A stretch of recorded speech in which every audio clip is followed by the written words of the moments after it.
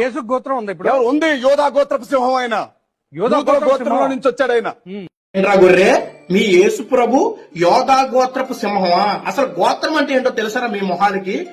Go అంటే గోవులు, ట్రా అంటే రక్షించబడిన వారు, గోత్రం అంటే గోవులను, ఆవులను రక్షించబడిన వారు అని అర్థం.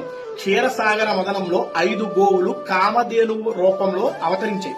అప్పుడు 5 మంది ఋషులు ఒక్కొక్కరు ఒక్కొక్క ఆవును తీసుకువెళ్లి పెంచి వాటి సంతానాన్ని కాపాడి వృద్ధి చేసి ఇతర ఋషులతో సమాజంలో ఉన్న వాళ్ళందరికీ చేరేలాగా చేశాడు.